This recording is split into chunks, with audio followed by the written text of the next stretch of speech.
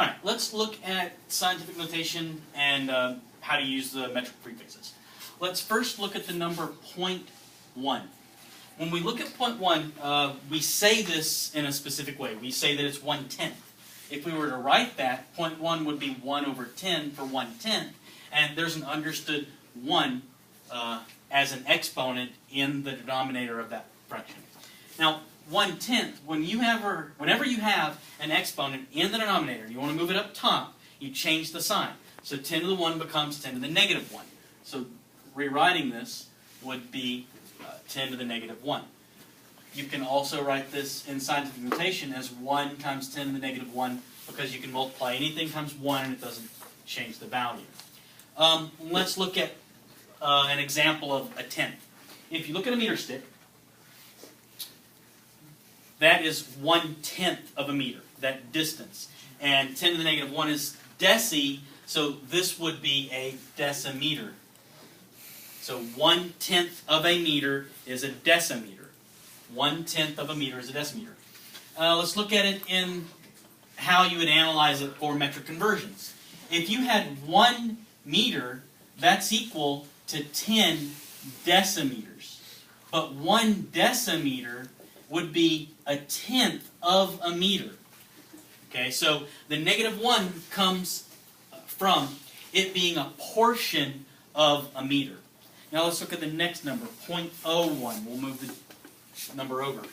If you're looking at 0.01, you read that as 1/100th. So this is 1 over 100, which is 1 over 10 squared. Move that up to the top, and you change the sign. This is 10 to the negative second, and you can rewrite this in scientific notation as 1 times 10 to the negative 2, which is a centimeter. Okay, now analyzing that on the meter stick, 1 centimeter is this distance.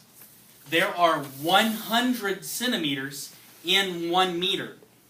Okay, but 1 centimeter is 1/100th of a meter. You would write that out like this. 1 meter has 100 centimeters in it, but 1 centimeter is 1/100th of a meter.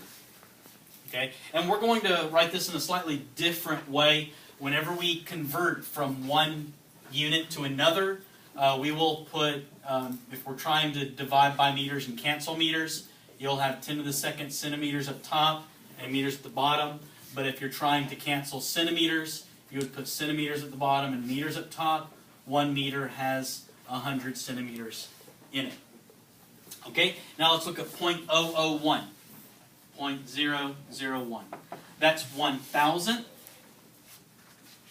And that's equal to 1 over 10 to the third, which is 10 to the negative third. And we write that as 1 times 10 to the negative third, and that is a millimeter. 1 millimeter is equal to 1,000th of a meter, but 1 meter has 1,000 millimeters in it. And when you write this way in the factor label method, if you had meters at the bottom, you would write 1,000 millimeters up top, and if you had millimeters at the bottom, you would have the meter up top.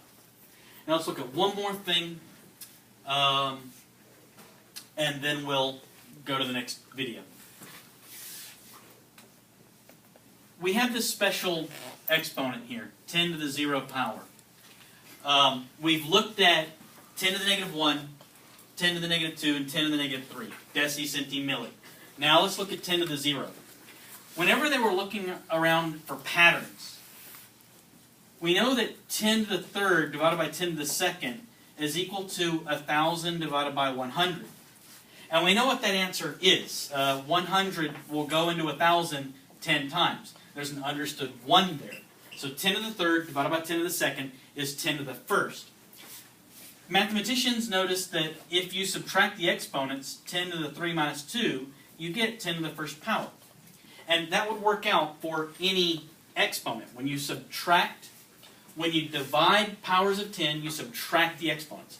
But let's see what happens when you have the same exponent.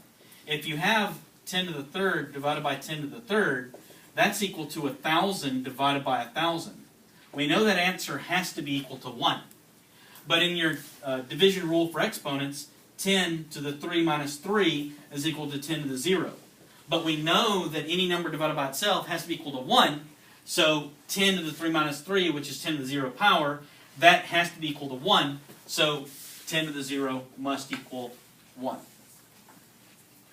Okay?